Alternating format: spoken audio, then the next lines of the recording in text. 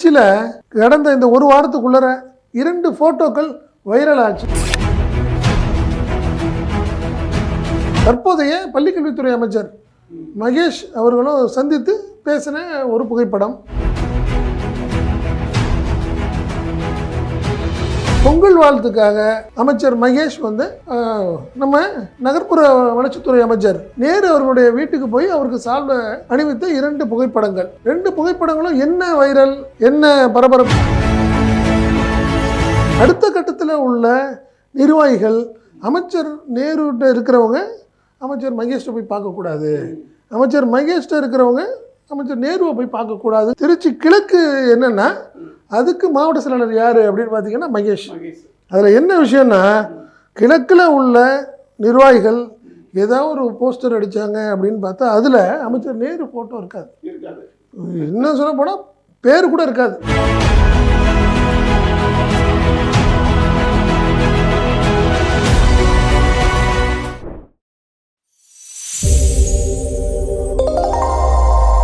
வணக்கம்.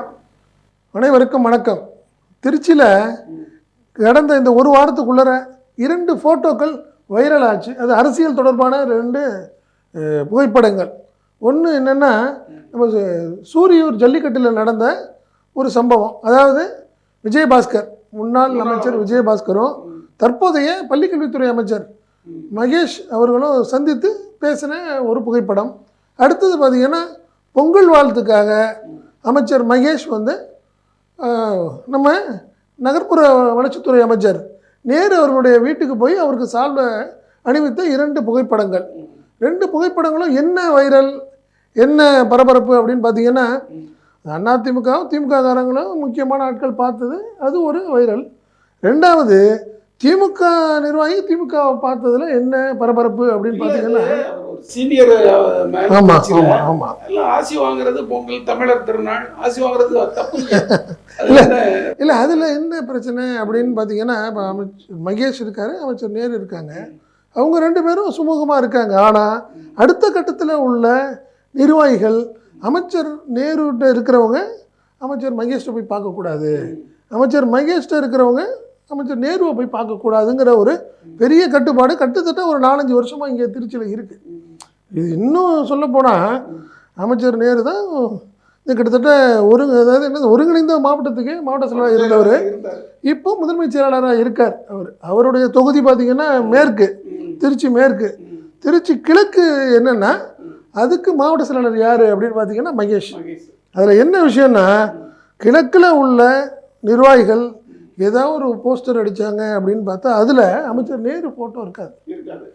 என்ன சொல்ல போனால் பேர் கூட இருக்காது. அதில் ஒரு இன்விடேஷனு, கல்யாணம், காது குத்து எதுவுமே இருக்காது.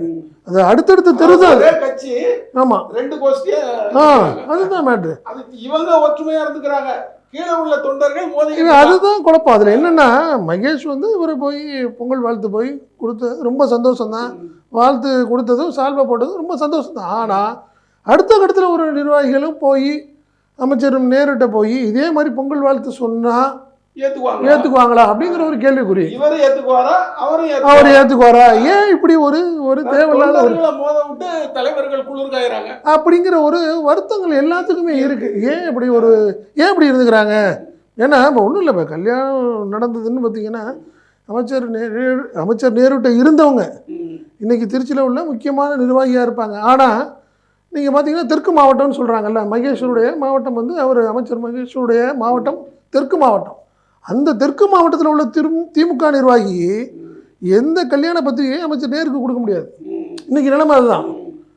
அதே மாதிரி இப்போ நீங்கள் அமைச்சர் நேரு இருக்கிறார்ல மேற்கு, அவர் முதன்மை செயலாளர், அவருக்கான மாவட்டங்கள்னு பார்த்தீங்கன்னா மத்திய மாவட்டம் முழுசாக அவர்கிட்ட மத்திய மாவட்டமும் வடக்கு மாவட்டமும். ஆமாம், அங்கே உள்ள நிர்வாகி நல்லது கெட்டதுன்னா அமைச்சர் மகேஷை கொண்டு போய் பத்திரிகை கொடுக்க முடியாது, அவர் கலந்துக்க முடியாது. இப்படி ஒரு நிர்வாகி கொடுக்குறாரா இல்லையாங்கிறத இவர் வேற கண்காணிக்கிறார். இதில் என்ன விஷயம்னு பார்த்தீங்கன்னா, நீங்கள் இவர் லால்குடி எம்எல்ஏ சவுந்தர பாண்டியன் 2021 இந்த ஃபஸ்ட்டு அப்போ தான் உள்ளே வந்தாங்க. அன்றைக்கி அந்த முறை சட்டசபையில் பட்ஜெட்டு கூட்டத்தொடரில் அமைச்சர் மகேஷுக்கும் அமைச்சர் நேரு எல்லாத்துக்குமே நன்றி சொல்லிட்டார். அமைச்சர் மகேஷுக்கு எம்எல்ஏ லால்குடி எம்எல்ஏ நன்றி சொன்ன விவகாரம் பெரிய பரபரப்பாச்சு. காரணம் என்னென்னா, எப்படி இப்படி சொன்னார், எப்படி மகேஷ் பேரை எப்படி சொன்னார் அப்படிங்கிற மாதிரி ஒரு பிரச்சனையை ஏற்படுத்தினாங்க.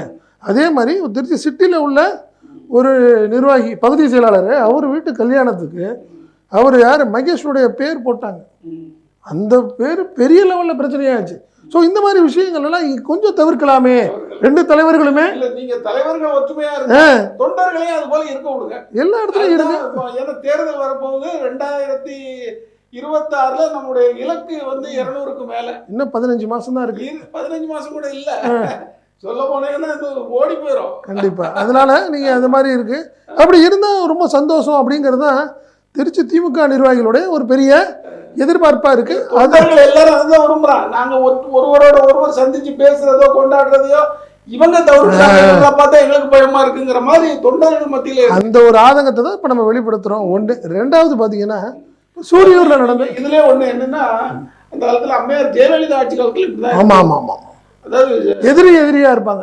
தாமரக்கனி அவர் மகனையும் கூட பேசக்கூடாது. நீங்க அதை சொல்றீங்க. அதாவது அது கட்சி வேற உள்கட்சியில தான் நம்ம அதை பத்தி நீங்க இது அடுத்தது இப்ப நீங்க ஜெயலலிதா அம்மையார் பீரியட்னு சொன்னதுக்காக சொல்றேன். இப்ப பாத்தீங்கன்னா சூரியூர்ல நடந்த சம்பவம், நீங்க மகேஷோடைய இருக்கார்ல தெற்கு மாவட்டத்தில் நடந்த ஒரு ஜல்லிக்கட்டு நிகழ்ச்சி. அது அந்த நிகழ்ச்சியில நம்ம புதுக்கோட்டை மாவட்ட செயலாளராக இருக்கிற முன்னாள் அமைச்சர் விஜயபாஸ்கர் அதிமுககாரர் வராரு. அவருக்கு ஒரு பெரிய வரவேற்பு கொடுக்குறாங்க. வரவேற்பு கொடுத்து அவர் ஸ்டேஜில் இருந்துக்கிறாரு. அவருடைய காளைக்கு ஒரு பரிசு கொடுக்குறாங்க. அதையும் கொடுத்தாங்க. இது கொடுக்கட்டும், இல்லைன்னு இது என்ன விஷயம்னா, நீங்கள் இதே இவர் வந்து மணப்பாறையை சொல்கிறேன் நான். மணப்பாறை பார்த்தீங்கன்னா தெற்கு மாவட்ட திமுகவில் வருது. மணப்பாறை தொகுதி. ஆமாம், அவருடைய விராலிமலை தொகுதின்னு எடுத்துட்டிங்கன்னா இவர் யார், விஜயபாஸ்கருடைய தொகுதி, சொந்த தொகுதி. அவர் மாவட்ட செயலாளர். பட் நீங்கள் அரசியல் ரீதியாக கடுமையான ஒரு ரெண்டு பேருக்கும் உள்ள பெரிய புதிரமாக இருப்பாங்க. என்ன எப்படி ஒரு சூழ்நிலையில் நான் என்ன சொல்கிறேன், ஒரு நல்லது கெட்டதுக்கு தவிர்க்க முடியாமல் பார்க்குறாங்க, ரைட்டு. பட் இவ்வளோ ரெண்டு பேரும் ரொம்ப அந்நுண்ணியமாக இருக்கிற விஷயம் இப்படி அரசியல் ரீதியாக இப்போ இன்னும் ஒரு 10 மாதத்துக்குள்ளே ஒரு அரசியலில் அவங்க ரெண்டு பேரும் எப்படி அங்கே இருக்கிற ராலிமலையில் இருக்க திமுககாரங்க எப்படி அவங்க அரசியல் பண்ண முடியும்? இல்ல அது ஜல்லிக்கட்டுங்கிறது தமிழர்களுடைய அவங்க சந்திச்சதுல ஒன்றும் பெருசா தப்பா ஏன் பார்வைக்கு படல. அதே நேரத்துல அவர் பேட்டி கொடுத்தது என்ன பேட்டி கொடுக்காரு தெரியுமா, விஜயபாஸ்கருடன் இணைந்து பார்த்தது மகிழ்ச்சியாக இருக்கிறார். நீங்க அதை சொன்னது உள்ளுக்குள்ள இருந்த விஷயம் என்னன்னா, மகேஷ் இவர் விஜயபாஸ்கர் வந்துட்டார், முன்னாடியே வர்றாரு, வந்துட்டாரு. அமைச்சர் மகேஷ் வந்ததுக்கு அப்புறம் என் காளையை விடுங்கிறார். ஒரு பேக்ரவுண்ட்ல சொல்றாரு, அமைச்சர் மகேஷ் வந்துடட்டும் அப்புறம் காளையை விடுங்கன்னு அவர் சொல்றாரு. அதே மாதிரி ஸ்டேஜில் வந்துட்டு மகேஷ் இவர் என்னாரு, விஜயபாஸ்கர் உட்காந்துருக்காருன்னு ஒன்று இவர் மகேஷ் என்ன பண்ணுறாரு, உடனே துணை முதல்வரை தொடர்பு கொண்டு இது மாதிரி மகேஷ் வந்திருக்காரு, இவர் வந்திருக்காரு, விஜயபாஸ்கர் வந்திருக்காரு, அவர் காலை வந்து நம்ம பரிசு கொடுக்கலாமா அப்படின்னு கேட்டுக்கிட்டு தான் அவரும் வராரு. இப்படி ஒரு சூழ்நிலை இருக்கிறப்போ தொண்டர்களுக்கு ஒரு பெரிய குழப்பம் இருக்குமா இருக்காதா? அது வந்து அவரு அந்த மாவட்டத்துல பெரிய ஒரு ஜாம்பவான் மாதிரி காட்டிக்கிறாரு, இந்த மாவட்டத்தில் இவர் காட்டுகிறாரு. இவங்க ரெண்டு பேரும் ஒற்றுமையா இருக்கிறாங்க. பட் தொண்டர்கள்ட்ட அந்த நிலவரம் இல்லை. கரெக்ட். இப்போ நீங்கள் இப்போ திருவெரும்பூர் தொகுதி, அது திருவெரும்பூர் தொகுதி வந்து அமைச்சர் மகேஷோடைய தொகுதி, சொந்த தொகுதி. அந்த தொகுதியில் ஒரு அதிமுககாரங்க இருக்கிறாங்க. அவங்க எழுத்து நின்று தோற்றவங்க. இது இன்னும் ஒரு 15 மாதத்தில் திருப்பி ஒருத்தர் நிற்பார் அதிமுகவில், ஒருத்தர் வேட்பாளராக இருப்பார், அமைச்சர் மகேஷ் எழுத்து நிற்பார். ஸோ அப்படி ஒரு சூழ்நிலை இருக்கிறப்போ நீங்கள் எப்படி வந்து அரசியல் பண்ண முடியும்?